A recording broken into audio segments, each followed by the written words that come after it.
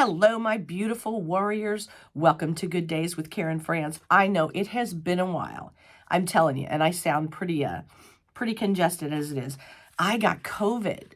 And we kept saying, oh, it's my blood type. I'm A positive, or it was that I was on hydroxychloroquine that kept me away from the surge of COVID in 2020. Well, I've gone through until 2 weeks ago. That's when I got COVID, and boy, did my doctors freak, because it's different if you haven't had COVID, and I'm no longer on hydroxychloroquine.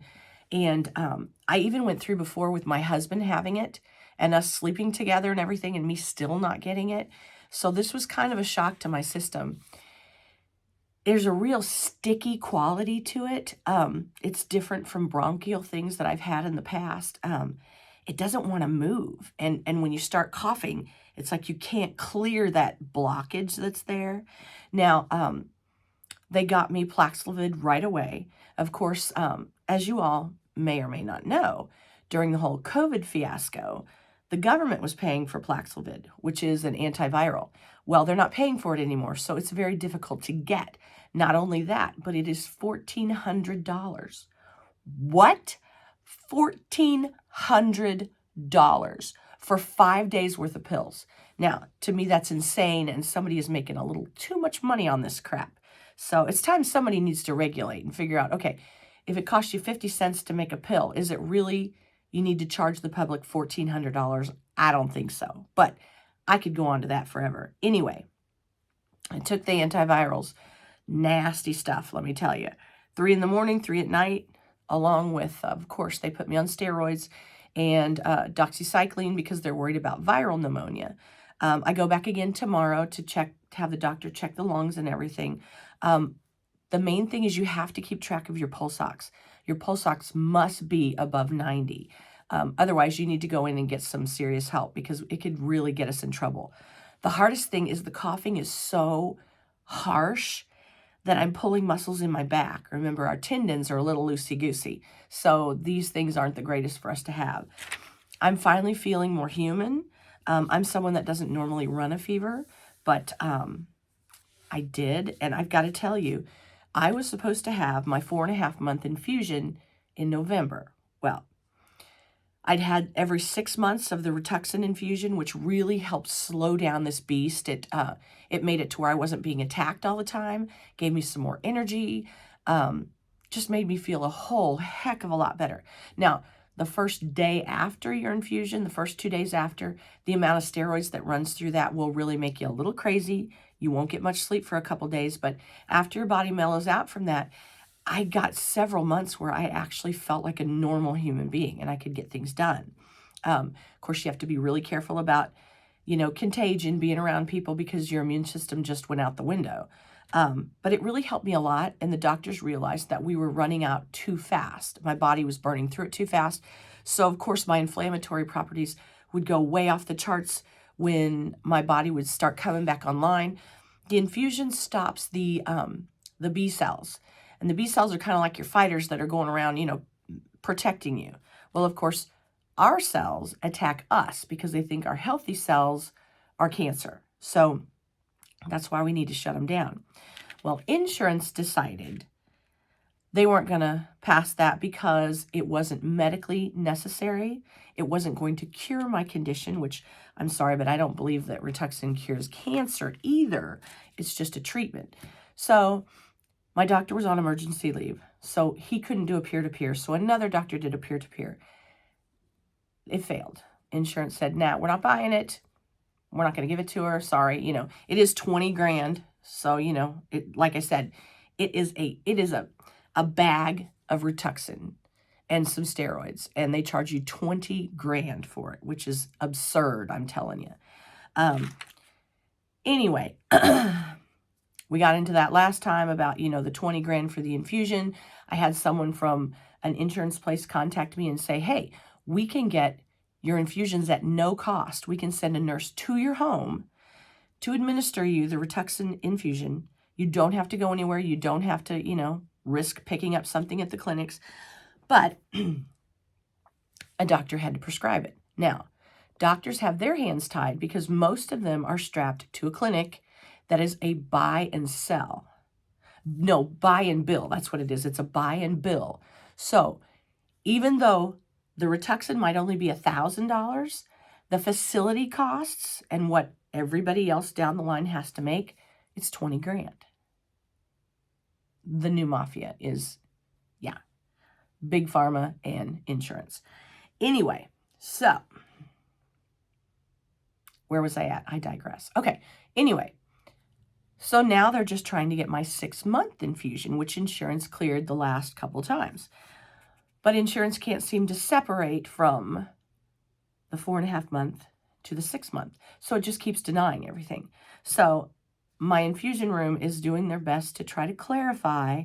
I was supposed to have my other infusion today. Well, it's not going to happen. I don't know how they would respond if I'd been sick too. So we're going to have to push it off, which means that, I will suffer more damage from inflammatory issues. I did come off of, I think I had told you all before that I was taking Dupixent. In the beginning, Dupixent was helping with the rash, and it was also touted as a lung biologic. Well, my new rheumatologist, who just happened to study his ending studies at Cleveland Clinic in Dermatomyositis. So I was really lucky to get him. He was excited to get me as a patient, which no one ever is. So anyway, he was excited to get me as a patient. He immediately took me off the biologic. He wanted me to start taking leflutamide. Leflutamide is new. He wanted to know how much hair loss I'd had. Now, with the others, I didn't have a lot of hair loss. I have recently. The leflutamide must cause a little bit more. This side keeps, but I have lots of hair, so it's okay. It is hard not to freak out, though, when it all comes out in the sink. Anyway, so I'm still on hold. I'm waiting to get my next infusion cleared, hopefully, because we've already missed the first and the second that was already set up. I also want to encourage you guys, too. I know one of my stomach meds that I take is Dexilent. It's a very expensive acid reflux medication.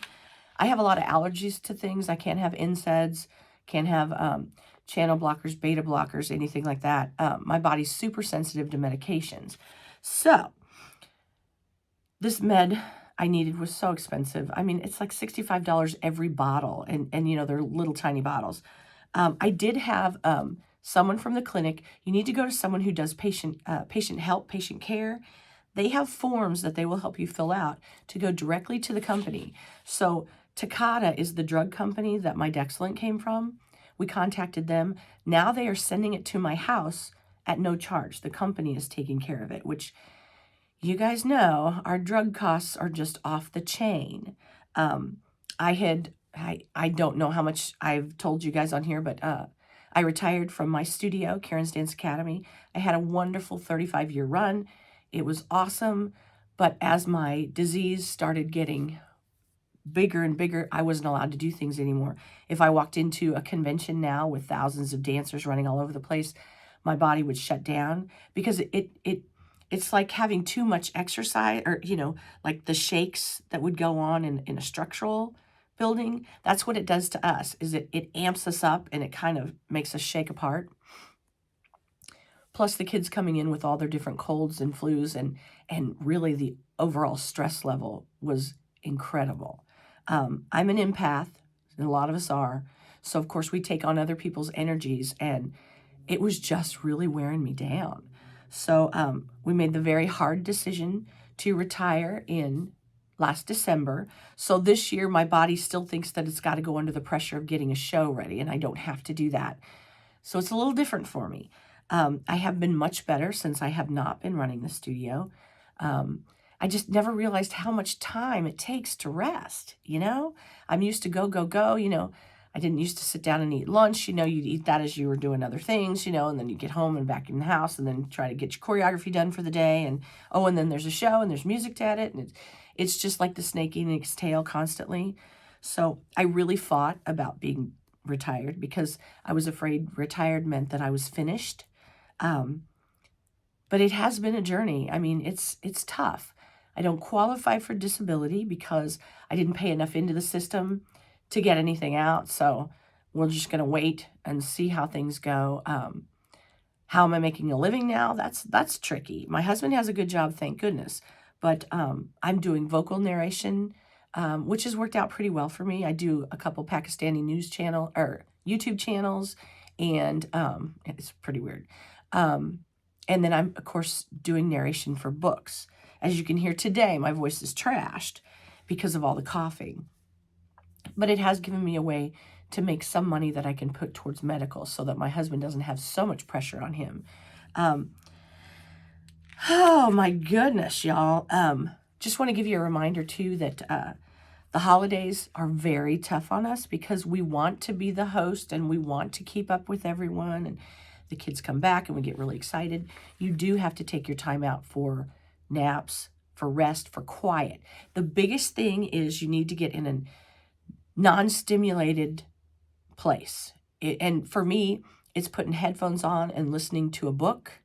I could read too, but I tend to be a little, distracted when I try to read. There's other things I want to get going. If I put the headphones on and I concentrate on the words, especially if I have a lot of pain or if I'm not feeling very well, it helps me a lot. Puzzles are my game changer. If you can go into a quiet room and work at doing a puzzle, that seems to calm things down too. I'm not normally on steroids, so this is hard for me. Steroids really ramp up my heart, and I've already had an ablation several years ago to take out the extra beats. So I have to be very careful that doesn't recreate. So they don't put me on steroids very often. Until they can figure out my infusion, they do have me on a low dose, 10 milligrams steroid that I'll be on, I guess, until the infusion. It's not as bad as some of the higher ones, but I would really like to not be on the steroids. I don't need any more rounding to my face, and I definitely don't need to pick up any more weight. I hope you're all doing well. I know I haven't posted for a while. It has really been kind of crazy between me getting time in the recording booth and then me healing, really, has just been kind of crazy, getting used to my new schedule. I don't know how I did it before. I really don't. But I am seeing things. Like when we'd be working towards Christmas show when I was an active dancer in the show, which was not too many years ago, I would pull things. I would pull my ankle. I would tear. I know one time we were doing it's a jazz piece, Christmas Eve in Sarajevo. It's got a lot of thrashing and kicking and quick movements in it. Lots of really pushing off of the floor. And I was coming over to record it. I set up my camera. I walked over to get in place. Just walking over to get in place, my hamstring snapped. And I went down like a ton of bricks, let me tell you. They couldn't figure out why it would do it just walking. Well, now, of course, we know more information. Connective tissue. You've got to think about those connective tissues that they're weak. And when they start, pulling apart, it just takes a little bit. So if you feel like you're pulling something, you got to slow down. You got to walk slower. You got to protect yourself. As winter is coming, remember, snow is like a million glass mirrors reflecting UV light back at you. And I did notice too, a lot of us say that we're protected inside our homes, but as I was sitting working on some of the narration, when I bring it upstairs away from the studio to edit it, I sit at my kitchen table, and of course my window is over here. And I noticed one day it wasn't very sunny, but this area that got next to the window, and I'm pretty far away from the window, it burned. So please be careful of windows inside your home too. Even if they say, they have some UV shield to them, it's sometimes not enough. I do keep getting pulled over from my car because I have dark tint on my car. I have a prescription for that. You can get a prescription so that you can have some dark tints. You just need to get it from your doctor, and then you take it to someone who professionally does the darker tint. And you have to keep it with you because they will keep pulling you over, thinking you're a drug dealer or something. But it does help a lot for me to travel places. I've noticed when I go in someone else's car, I am wiped out fast from those UV rays. So, well, I think that's everything. Somebody had asked me about my eyes and my lashes, and I never did answer it. I'm sorry. In my eyes, especially when I do video shoots, I use Lumify. Now, Lumify, this is from my my eye doctor. I have uveitis and iritis in both eyes now, and I do have optical damage in peripheral vision, so I have no peripheral vision anymore. This is connected to our disease. Sometimes it gets people and sometimes it doesn't. My eye issues presented first. So they were something I always had red veins bulging through my eyes, and they just hurt and itched. And they would run all the time, you know. I take Pred Forte in my eyes every day to try to keep that back. And then a Prolenza eye drop, very expensive, to also keep the stuff back. And then, but when I'm going to shoot something, it's an over-the-counter Lumify, and it's a redness eliminator. My eye doctor says that it is a glorified glaucoma medication. You can't take too much of it. It does clear up the eyes. It takes out the red. I'll have to post, in the comments, I'll try to post some of my eyes the way they look without it. He said I can't hurt anything. It actually makes your lashes grow because it's a watered down glaucoma medication. So Lumify, I strongly recommend if you need to look normal for a little bit, you know. And then someone had asked about, oh, the mascara. I just use telescopic. I think it's L'Oreal telescopic. And it doesn't bother me. A lot of the lash stuff bother me. I don't have fake eyelashes. These are just what comes from having eye issues, I guess. But I'm lucky. I haven't lost too much hair to where it's really noticeable yet.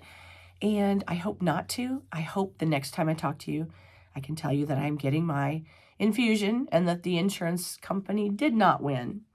But I think they're moving from me just being dermatomyositis now to dermatopolymyositis, because I am starting to have some muscle issues. They talk about muscle biopsies. I don't want them to do a muscle biopsy, because then what are they going to do? We know it's in the muscles. We can feel it. The doctors know it's in the muscles. I don't want to heal from a surgery that I could possibly die from a simple infection. So, something to think about. Please take time out for your day. Think about your energy consumption. I haven't been real good about that lately. I need to get back to it. You must always have enough energy to get you back home and into bed. So, rest easy, my beautiful warriors, and I will hope to post real soon about how things are going. And tomorrow I get my lungs checked to make sure that I do not have viral pneumonia. So keep a little prayer in there for me, and make sure that you take time out for yourself and know that you are not alone. So there's no question that is too stupid. We may not know the answers, but we'll figure it out together, won't we? Have a great day, everyone. God bless and take care.